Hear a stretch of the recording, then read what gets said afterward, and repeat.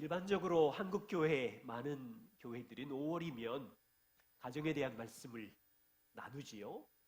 주님의 은혜교회도 역사 속에서 자녀 양육, 가정 참 많은 이야기를 컨퍼런스로도 말씀으로도 나누었습니다. 대부분 교회들은 이런 구호를 외치지요. 교회가 살아야, 가정이 살아야 교회가 산다. 들어보셨지요? 가정이 건강해야 교회가 건강하다. 이런 구호들을 외치지요.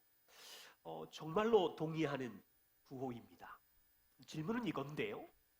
그럼 건강한 가정은 뭐지? 여러분, 건강한 가정은 뭔가요? 예수 믿어서 건강한 가정을 이루면 조금 넓은 아파트에 살고 자녀들이 순종적으로 착하고 성적 좋아서 우등상 받고, 그게 건강한 가정인가요?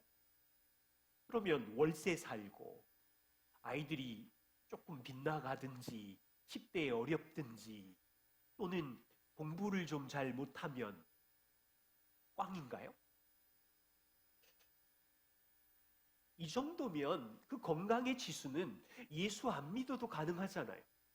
굉장히 도덕적이고 착하고 공부 잘하는 사람들은 많아요.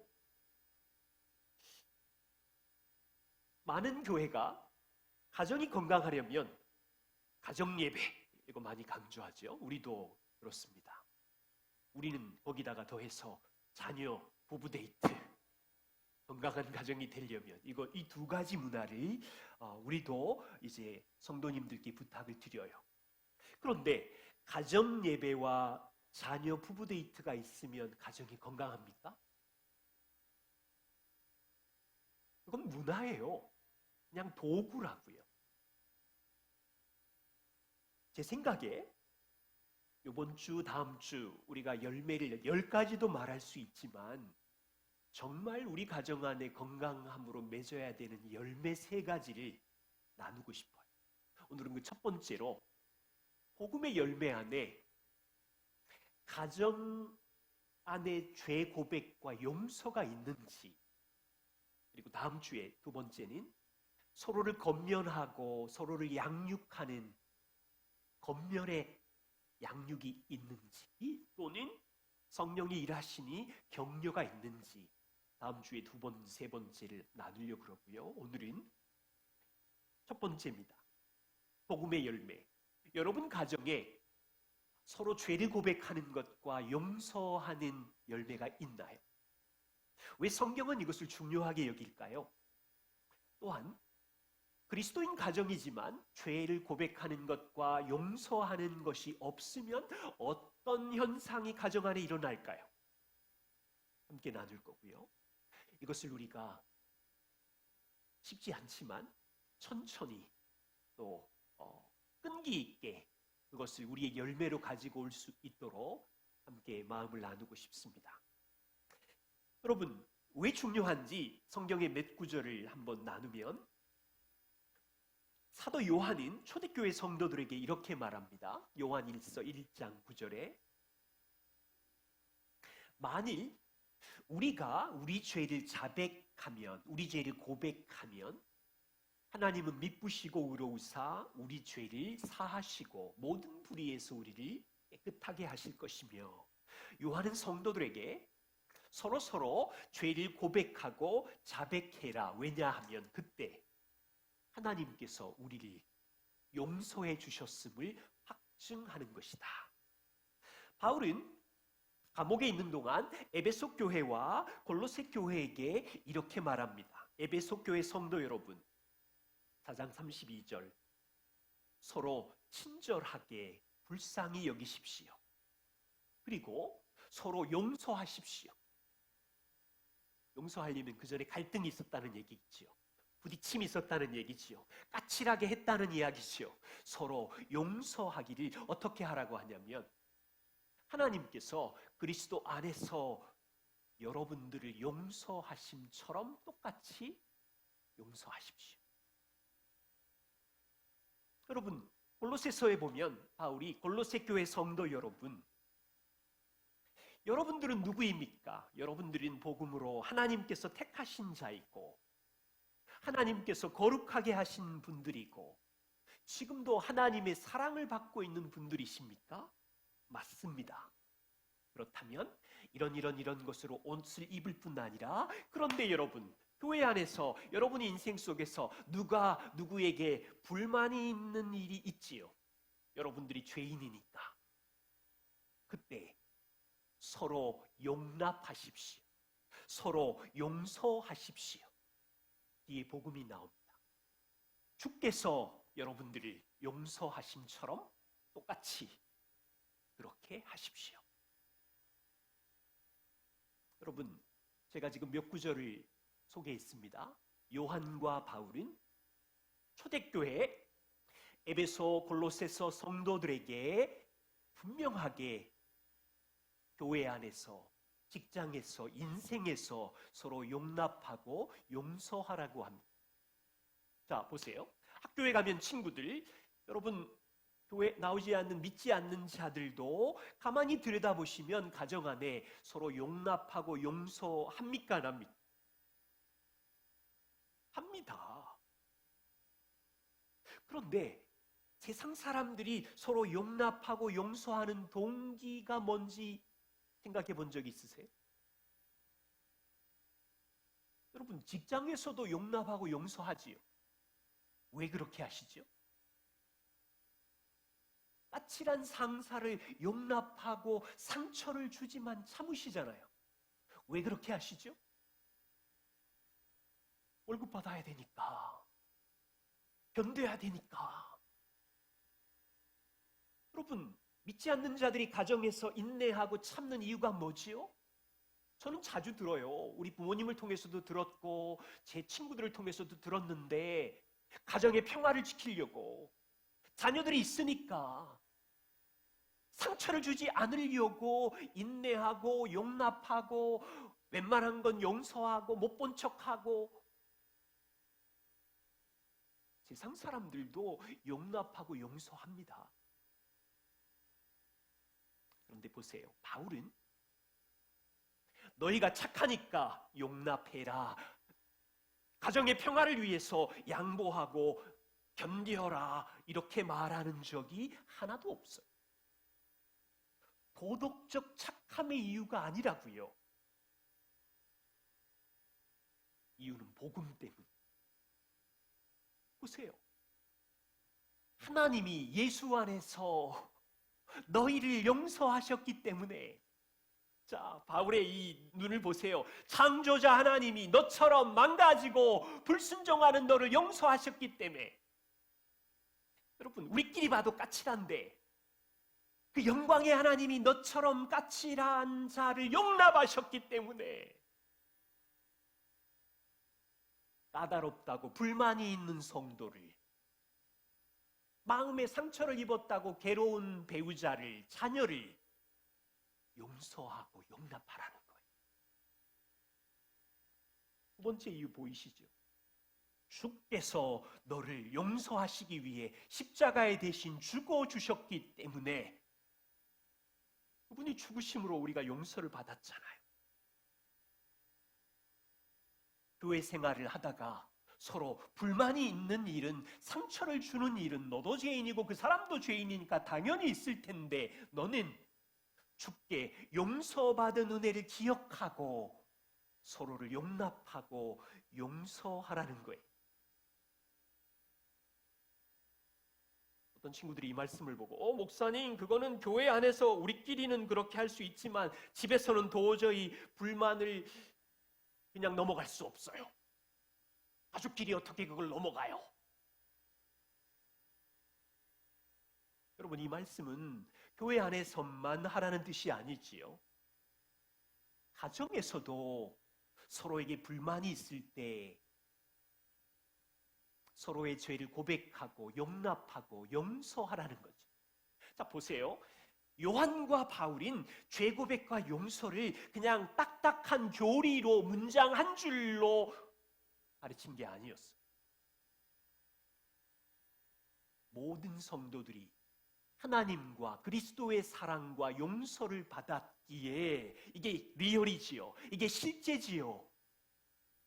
그것을 너가 경험했다면 죄 고백과 용서는 성도들이 가정에서 교회에서 살아가야 하는 생활 방식으로 말하고 있는 거예요.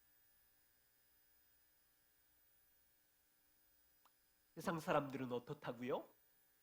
하나님의 용서를 알지 못하잖아요. 그러니까 그 사람들은 용서를 자기 유익을 위하여, 자기 목적을 위하여, 가정의 평화를 위하여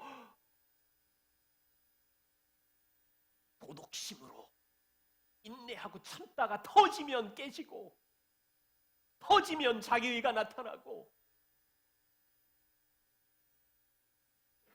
그런데 바울은 그게 아니에요. 하나님과 그리스도의 사랑을 경험한 여러분들은 그것을 생활 방식으로 열매로 나타나야 합니다. 근데 이제 문제는 이거죠. 참 어려워요. 여러분, 죄 고백과 용서가 쉬워요? 어려워요? 힘들어 죽겠지요. 항상 우리의 본성은 죄 고백과 용서를 증오해요. 그런 DNA가 우리의 본성 안에 없어요. 저는 그래서 골로새서 2장 13절 14절 말씀을 좋아해요. 바울이 용서에 대해서 명확하게 복음으로 설명을 해요. 이렇게 말합니다. 여러분들은 범죄와 육체의 무할례로 이미 죽어서 하나님의 진노의 심판 아래 죽었던 자였는데 하나님께서 그리스도를 통하여 여러분들을 살리셨습니다. 그리고 여러분의 모든 죄를 사하셨습니다. 용서하셨습니다. 우리 여기까지 잘 알죠. 저는 그 다음 것들 몇 문장을 묵상하면서 너무 바울이 이렇게 디테일하게 가르치는구나. 우리를 거스리고 불리하게 하는 법조문으로 쓴 증서를, 여러분, 우리를 고소했던 죄의 목록들, 리스트, 법조문들을 그리스도께서 십자가에 못 박힐 때 어떻게 하셨냐면 그 증서를 지우시고, 지우개 가지고 여러분의 죄의 목록을 지우시고, 그리고 제하여 버리사, 막 찢어가지고 제하여서 버려버리, 쓰레기통에다가 그냥 집어 던져버렸다. 십자가 위에서. 전 이번에 이 말씀 생각하다가 이 세 단어가 꽂혔어요. 지우시고, 찢어 제하셔 버려버리시고. 예수님이 십자가에 못 박히셨을 때 여러분들의 과거, 현재, 미래의 독한 말과 분노와 저질렀던 죄의 증서, 목록, 리스트들을 예수님이 십자가에 못 박히셨을 때 대신 지우개로 이건 내가 처리했어, 끝낸 거야, 찢어서 제하여서 쓰레기통 저 바다톡에 던져버리시고, 세상 사람들은 이걸 모르니까 가정 안에, 인생 안에 죄의 목록을 쌓아놨다가 그 리스트대로 때가 되면 막 참고 참다가 터뜨려가지고 공격하지요. 그리스도인들도 처리된 죄를 알면서도 복음 생각 안 나지요. 때가 되면 목록 리스트 모아놨다가 역사적으로 언제 그랬지 그러고 공격하지요. 내가 더 우월한 걸 드러내려고.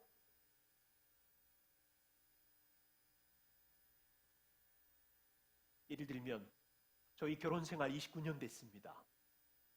강성환과 길미란이 가정 안에 살아가는 동안 가장 가까이에서 있는 모습 그대로를 보면 강성환은 길미란의 죄의 목록 리스트를 머리에 저장하고 기록해 둘 거고, 아내 길미란은 남편의 잘못 모음집과 죄의 법조문 증서들을 머리에 꼬박꼬박 쌓아놓고 일기를 쓰면서, 제가 일기 많이 썼거든요. 3년 동안 일기를 쓰면서 쌓아놓고 있는데 두 사람은 다 복음을 경험한 그리스도인들이잖아요. 두 사람의 죄가 어떻게 되었다고요?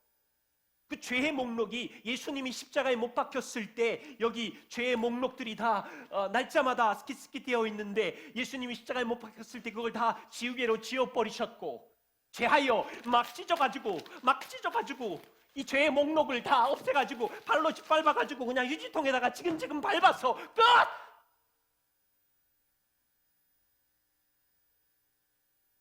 그분이 다 해결해 버리셨는데, 처리된 죄를, 잊지도 않는 죄를 우리는 가정 안에서 하나씩 끄집어내가지고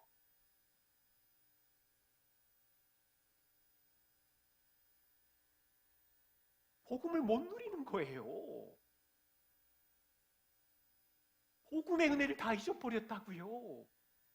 자기 행한 의만 남아있어요. 도시 사람들처럼.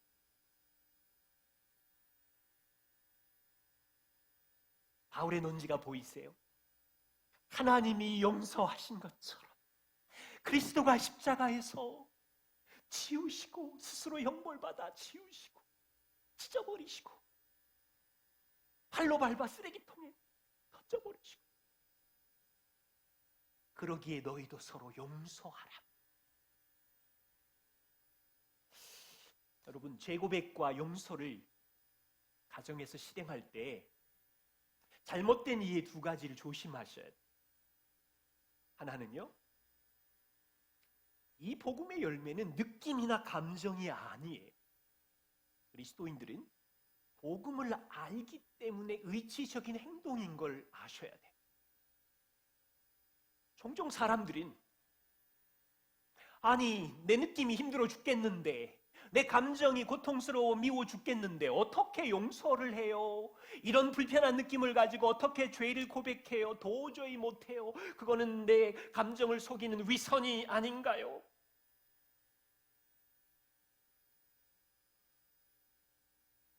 감정과 느낌보다 더 중요한 건 팩트예요. 복음적 사실이라고.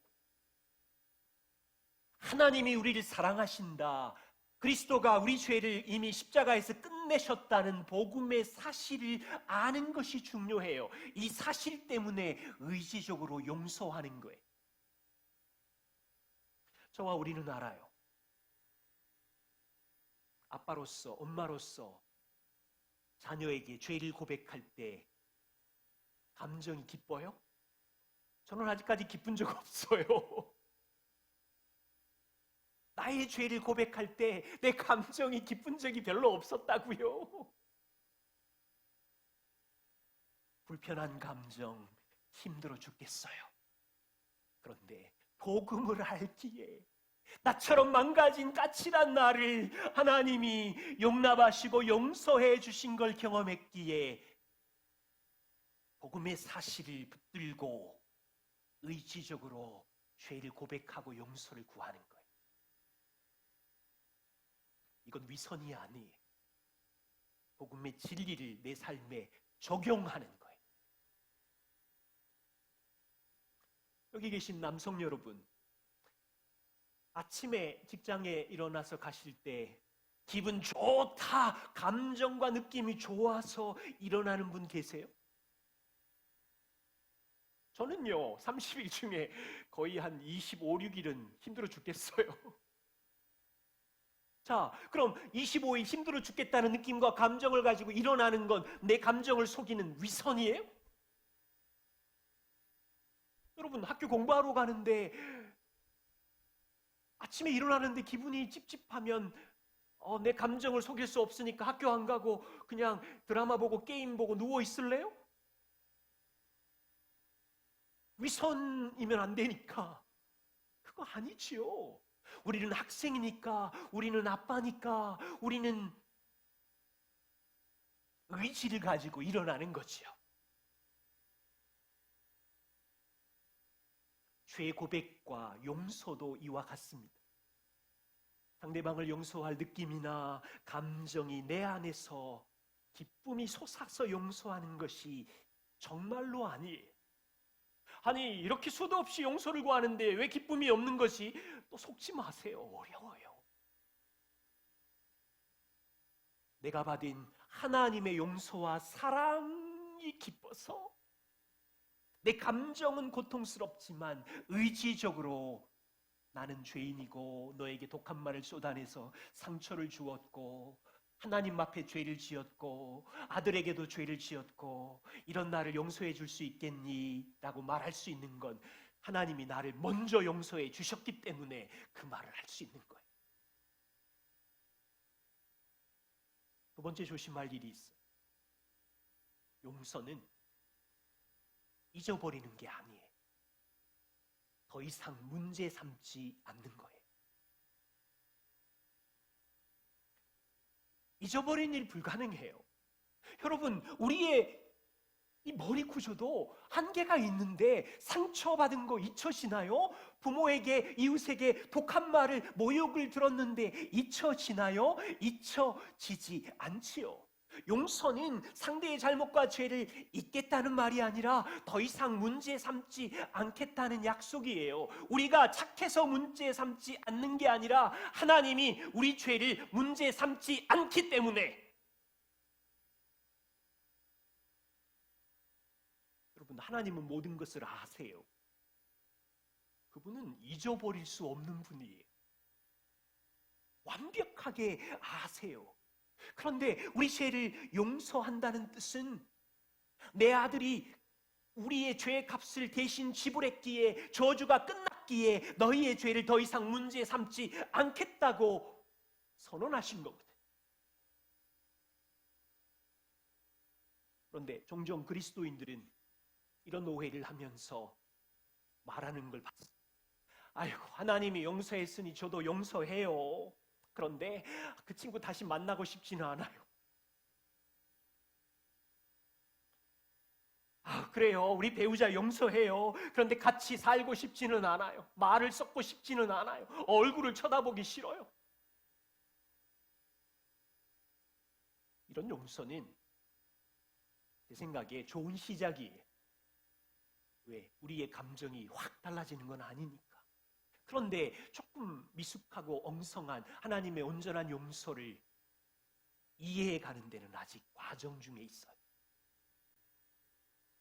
여러분, 깜짝 놀랄 일이, 만일 하나님이 이와 같은 방법으로 우리를 용서하신다면, 여러분이 하나님, 제가 지난 일주일 엉망으로 산 거 용서해 주세요. 우리의 죄를 고백했는데 하나님이 말씀하시기를, 그래, 고맙다. 내가 너의 죄 고백을 듣고 용서한다. 그런데 너 지금 대체 몇 번째인 줄 아니?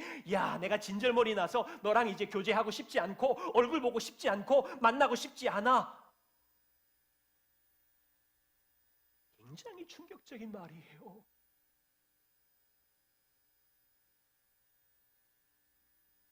우리는 아무도 하나님과 교제할 수 없어요. 왜? 하나님이 우리 죄를 문제 삼지 않으시는 것처럼 우리도 가족들과 배우자와 이웃의 죄를, 복음을 정확히 적용한다면 문제 삼지 않는 거예요. 자녀 여러분, 부모님 여러분, 가끔씩 그런 이야기를 듣습니다.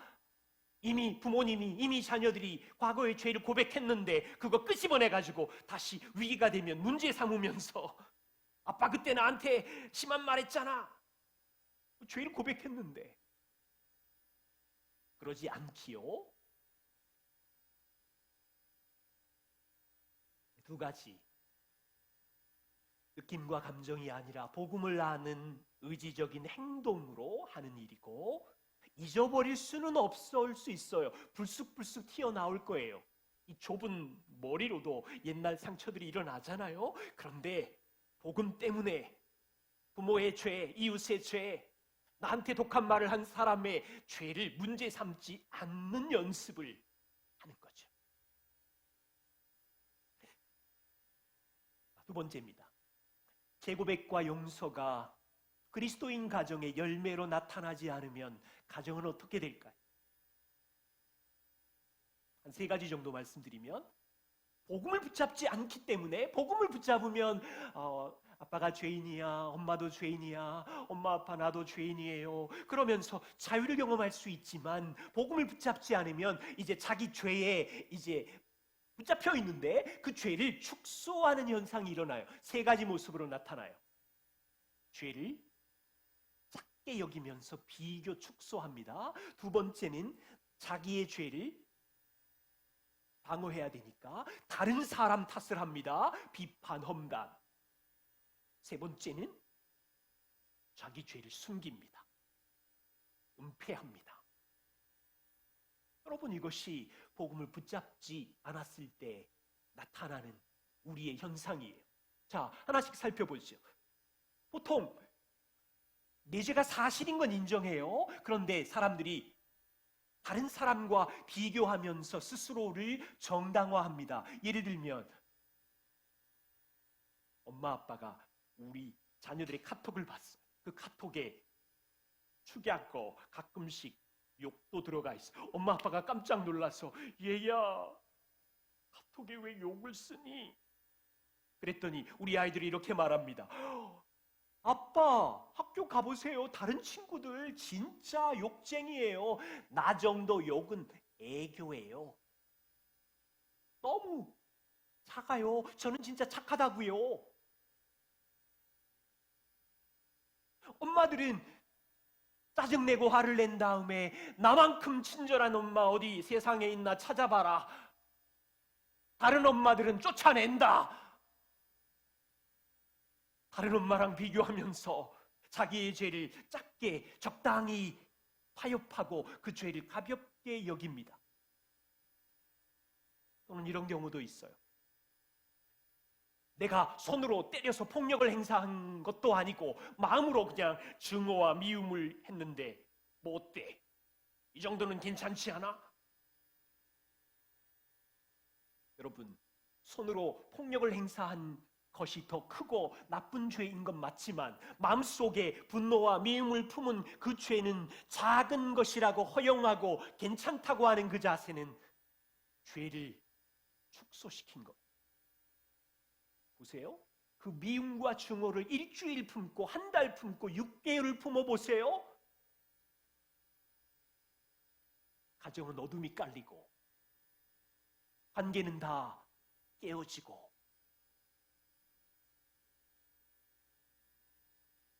임체스터 목사님은 이렇게 말했어요. 죄는 죄다. 영원한 지옥으로 떨어지거나 하나님 아들의 죽음을 요구할 정도로 심각하다. 밖으로 드러난 폭력이나 마음 안에 있는 증오의 폭력이나.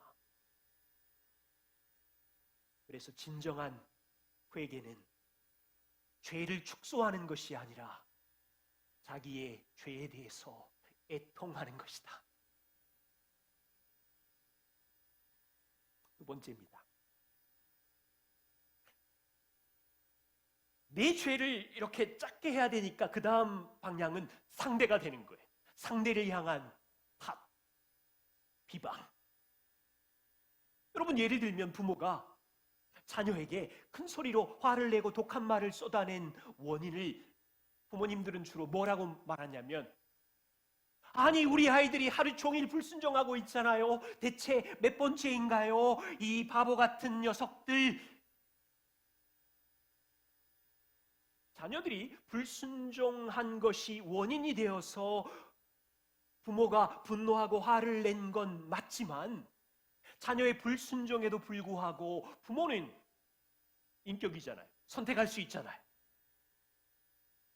온유와 친절로 자녀를 훈육할 수 있어야 되는 거지요. 근데 부모님들이 분노하고 부모님들이 원망하는 탓을 자기 죄는 축소시키고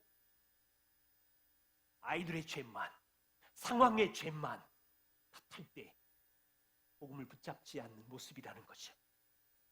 자녀들은 어떻습니까? 아빠가 약속을 안 지켰어요. 엄마가 또 나한테 심한 말을 했어. 상처를 받아서 제 태도가 그렇고 제가 뛰쳐나갔고 제가 문을 쾅 닫아버렸고 이거는 엄마 탓이에요. 아빠 탓이에요. 우리 자녀들도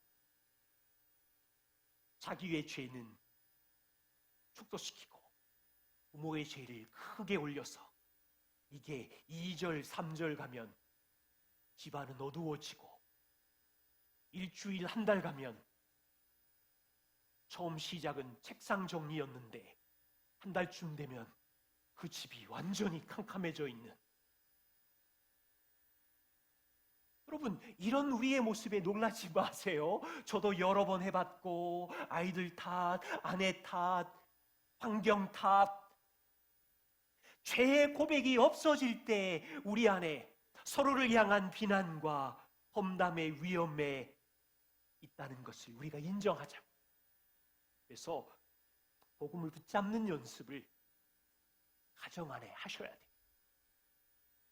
존 오웬은 죄의 죽이기라는 책에서 이렇게 말했어요.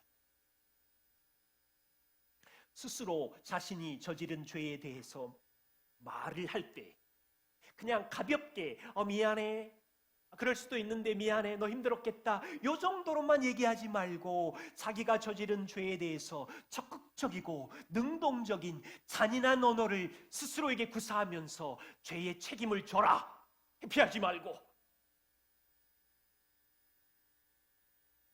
여러분, 이게 겸손한 사람만 가능합니다. 나는 진짜 망가져도 너무 망가진 죄인이야. 아들아, 딸아, 아빠가 너무 실망스럽지. 나도 내가 실망스러워. 그런데 하나님이 우리를 용납해 주시지 않았니? 우리의 죄를 축소하지 말자고요.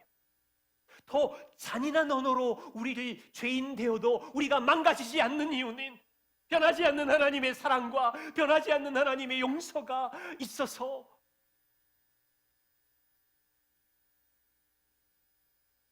세 번째입니다. 죄를 숨겨요. 아빠가 여행을 가면서 아들에게 말합니다. 아들, 나랑 약속을 할까? 있지. 아빠가 없는 열흘 동안 나이 제한 걸려있는 유튜브 영상 보지 않기로 약속을 하자. 도장을 찍었어요. 아빠가 돌아와서 아들, 아빠랑 헤어진 열흘 동안 유튜브 나이 제한 영상 걸려있는 보지 않기로 한 약속을 지켰니? 아들이 네 아빠, 네 아빠, 그렇게 말은 했는데 돌아서서 그 아이가 마음에 양심이 있기 때문에 찔림이 있는 거예요. 거짓말인데? 진짜 자주 들어갔는데? 그 다음에 아빠가 아들 그러면 깜짝 놀래가지고 그것 때문에 들켰나? 며칠을 혼자 끙끙 앓으면서 어떡하지? 여러분, 죄를 숨기고 은폐하고 그 다음에 거짓말이 늘어요. 그때 뭐 했니? 사실은 게임했는데 친구 만났어요. 그때 뭐 했니? 사실 나이 제한 영상 봤는데 공부했어요. 자기 알리바이 만드느라고 여러 가지를 조작하고 거짓말은 눈땡이처럼 커지고. 자녀 여러분, 우리 매주마다 복음을 듣습니다. 속히 자기의 죄를 고백하고 용서를 구하는 일 힘들어하지 마세요. 친구들의 죄의 형벌은 예수님이 십자가에서 다 해결하셨기 때문에 자유를 누리셔야 돼요. 숨기지 말고 은폐하지 말고 죄를 고백하는 것은 복음을 아는 자녀들의 용기 있는 행동인 것을 배워가십시다. 우리에게 좋은 소식이 있어요. 로마서 8장 1절. 그리스도 예수 안에 있는 자에게는 결코 정죄함이 없느니라. 여러분, 성도로서 이 말은 죄가 없다 이런 말이 아니에요. 좌절이나 넘어짐이 없다 이런 말도 아니에요. 성도로 사는 동안 우리는 가정에서 다른 사람 탓을 하기도 하고 죄를 축소시키기도 하고 은폐하기도 해요. 그런데 정죄함이 없다라는 말은 무슨 뜻이에요? 법률적인 용어인데 정확하게 우리 알아야 돼요. 갚아야 할 빚이 없다. 받아야 할 형벌이 없다. 심판이 없다라는 뜻이에요. 땅에서 도둑질을 하다가 유죄 판결을 받으면 죄의 책임을 지고 6개월, 1년 감옥에 들어가겠지요. 그런데 바울이 하나님 앞에서 결코 정죄함이 없다고 선언한 것은 하나님의 심판대 앞에서 어떤 심판도, 어떤 형벌도, 어떤 정죄도 없다는 뜻이에요. 세상에, 바울이 지금 사기치고 있어요? 호황된 말을 하는 거예요? 그러면 바울만 사기치는 게 아니라 예수님도 사기치는 건데, 요한복음 5장 24절, 나 보내신 이를 믿는 자는 영생을 얻었고 심판에 이르지 아니하나니, 이때의 심판이 정죄에 이르지 아니하나니, 형벌에 이르지 아니하나니 사망에서 생명으로 옮겼느니라. 예수님은 말씀하셨어. 나를 믿는 자는, 내가 너희를 위하여 십자가에 대신 죽는 것을 믿는 자는 정죄에 이르지 않을 것이고 심판을 받지 아니하실 것이고 영원한 지옥의 형벌과 정죄가 없다는 충격적인 선언을 이 땅에 오셔서 하셨어요. 왜 그렇습니까? 공의로우신 하나님이 말로 퉁치신 것이 아니라 저와 우리의 죄의 형벌과 심판을 대신 받았기 때문에, 우리가 받아야 되는 남겨진 진노를 그분이 다 끝내셨기 때문에, 우리가 받아야 되는 남겨진 형벌은 한 방울도 없기 때문에 이렇게 선언할 수 있다고요. 버리시고 찢으시고 쓰레기통에 던져버리시고.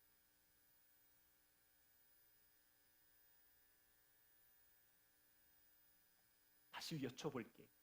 복음의 선물이 뭐라고요? 용서.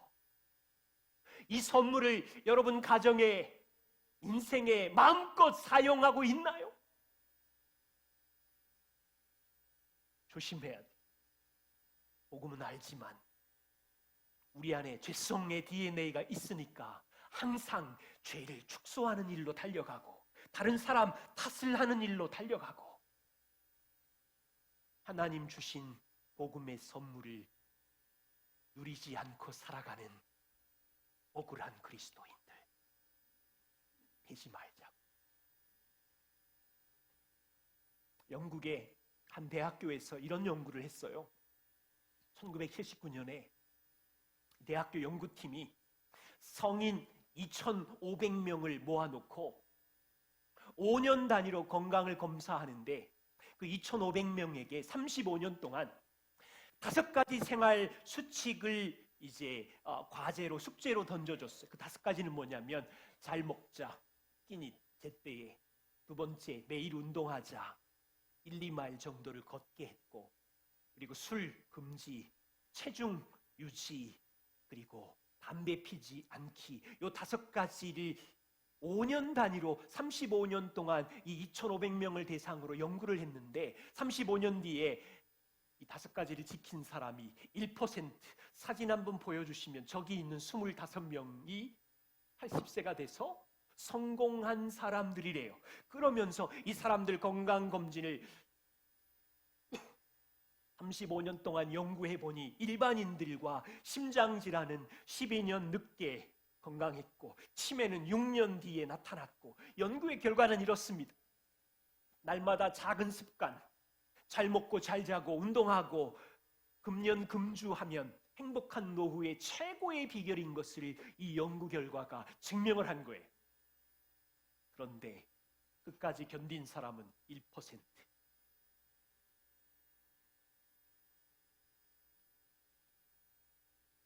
하나님께서 자기 아들 예수 그리스도를 통하여 십자가에 못 박으심으로 용서라는 놀라운 복음의 선물을, 자유를 주셨어요. 우리가 일상의 삶에서 죄 고백과 용서라는 생활 방식을 적용하며 행복하라고 주셨는데, 적용하는 일은 정말로 어려워요. 보통 힘든 게 아니에요. 우리 본성이 싫어해요. 육체의 건강을 위해 사소한 생활규칙 5가지도 적용하는 일이 1%밖에 안 된다면, 그리스도인들이 복음으로 주신 선물, 죄 고백과 용서를 실천하는 일은 하나님의 은혜의 도우심이 필요해. 특별히 한국 문화적으로 어려워요. 우리는 부모로부터 아들아, 딸아, 미안해. 그때 그렇게 한 거 용서해 줄 수 있겠니? 유교 문화에 있는 우리 부모님 세대는 이 말을 하기가 죽기보다 힘들어요. 그러다 보니 우리도 자녀들에게, 배우자에게, 교회 지체들에게 저의 죄를 용서해 줄 수 있나요? 라고 말하면 뉴스의 날날 막 달려와서 10년 만에 처음으로 그랬어요.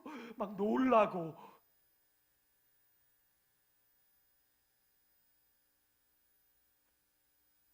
여러분, 우리 억울하게 살지 맙시다. 십자가로 이루신 이 은혜의 용서의 생활 방식을 1%만 실천하는 그리스도인이 있다면 너무너무 억울한 거예요. 하나님은 우리에게 생활 방식으로 주셨는데.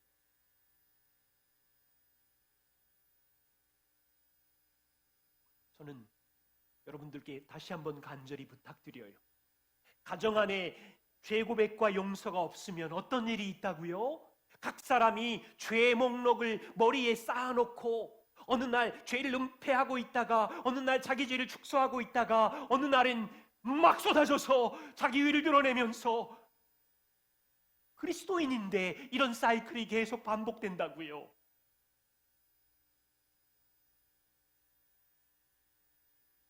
인정하십시다. 우리는 가정 안에 사는 동안 아빠와 엄마로 자녀로 살아갈 때 저도 죄인이지만 여러분도 평생 죄인이에요. 날마다 죄인인 것을 발견하게 될 겁니다. 그때마다 뭐 해야 되죠? 십자가에 못 박혀서 주님이 행하신 이 증서를 찢어버리고 제하여버리고 발로 밟아서 지근지근 쓰레기통에 던지는 연습을 집에서 행할 때, 와, 내가 이렇게 죄인인데 하나님이 오늘도 용서해 주시고 용납해 주셨구나.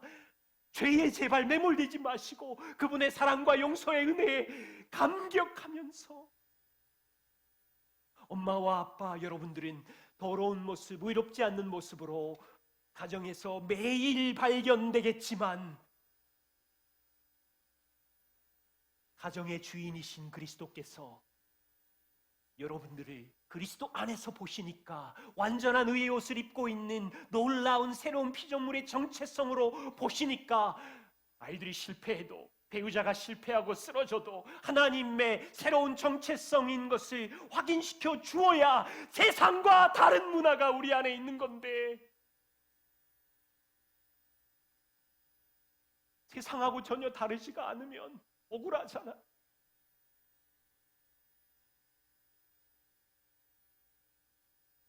교회를 향한 소망이 있어. 복음을 축소시키지 말자고. 복음을 꽉 붙잡고 죄 고백과 용서의 열매를 내 삶에, 우리 가정의 생활 방식으로 자리 잡는 일을 하자고요. 부모들이 이 일에 먼저 헌신해 주신다면 자녀들은 부모의 이 고백과 용서를 배우면서, 아 그래, 부모님도 나도 죄인이 맞구나, 복음의 은혜가 필요하구나, 예수님이 나 대신 죄의 형벌과 진노를 끝내셨구나를 배울 수 있도록, 그리고 그런 가정이 이 생활 방식이 자리 잡고 근육이 된다면 세상이 놀랄 거예요. 너희 집 어떻게 그렇게 살아? 모일 때마다 웃고 있잖아. 왜 못 웃는 줄 아세요? 오늘 말씀에 다 나와 있어. 세월이 지날수록 복음이 아니라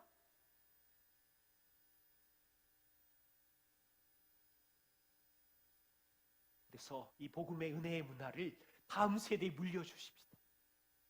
그리고 교회 안에 그 문화가 가득하잖아요. 그러면 교회 오신 분들이 놀랄 거예요. 여기 좀 이상해. 뭐가 저렇게 즐겁지? 그래서 이것은 우리 가정만의 문화도 아니고요, 우리 교회만의 행복도 아니라 잃어버린 영혼을 구원하기 원하시는 하나님의 방식이고 그렇게 살아야 되는 열매입니다. 기도하겠습니다.